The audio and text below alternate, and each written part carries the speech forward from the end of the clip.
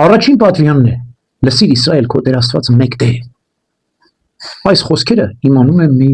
հեթանոս իմաստասեր եւ հանդիպելով մի հրյա ռաբիի վարդապետի հարցնում է, ասում է. ձեր Տերը մեկ Տեր է, ասում է, այո, առաջին պատվիրանն է, լսիր Իսրայել քո Տեր Աստվածը մեկ Տեր է, ասում է, ոչ, 3 եւ 1 է։ Քո Տեր Աստվածը մեկ Տեր է, 3 եւ 1։ Այսինքն հեթանոս իմաստասերը խորամուխ էր եղել Սուրբ Գրքի խորին իմաստի մեջ եւ հասկացել էր, որ Աստված Սուրբ Երրորդությունն է։ Իհարկե Սուրբ Գրքում ոչ բացահայտ, բայց ամբողջ ենթատեքստով Սուրբ Երրորդության խորհուրդը կա 5 կտակարանի մեջ։ Մարդ ստեղծենք մեր պատկերով ու նմանությամբ։ Սուրբ Երրորդության խորհուրդն է։ Հայրը, Որդին եւ Սուրբ Հոգին խորհրդածում են եւ մարդուն ստեղծում են։ Իջնենք եւ խառնակենք լեզուները։ Երբ է այս խոսքը ասվել, երբ որ Բաբելոնում ապստամբում են Աստծո դեմ։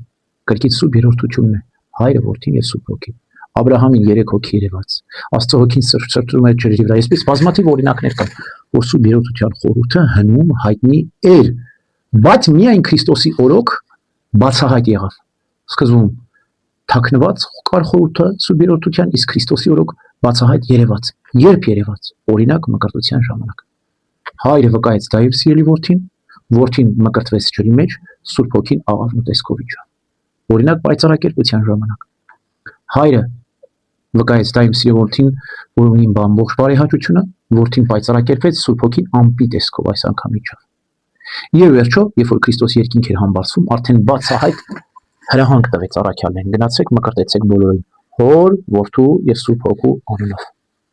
Այսինքն մինչև Քրիստոսի համբարձումը այսպիսի տիեզերական հավիտենական հրահանգ չկար բացահայտ, որ Սուրբ Երրորդության անունով մկրտել ու բոլորին քարոզել։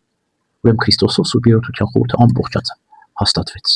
Ես Սուրբ Գրքով Տաթևացին ասում եմ, մարդկության ամբողջ պատմությունը 3 մասի է բաժանում։ Մինչև Քրիստոս Հայր Աստծո ժամանակաշրջան, երբ որ մարդիկ Աստծուն ճանաչում են որպես Հայր, 1 թվականից 33 թվականը Քրիստոսի մարդեղության ժամանակ, Որդի Աստծո ժամանակաշրջան, երբ որ Աստծո Որդուն տեսան ճանաչեցին, եւ հոգի գալուստից համբարձումից սկսած Սուրբ Հոգու գործունեության ժամանակաշրջան։ Հիմա եկեղեցում Սուրբ Հոգին է գործում։ Այսպես է Սուրբ Երրորդության խորհուրդը հայտնի մեզ։ Եվ մինչև աշխարհի վախճանել, մենք պետք է հավատանք, մկրտվենք, հանուն Հոր եւ Որդու եւ Հոգու Սրբո, եւ եթե հավատանք, մկրտվենք, ապա կփրկվենք։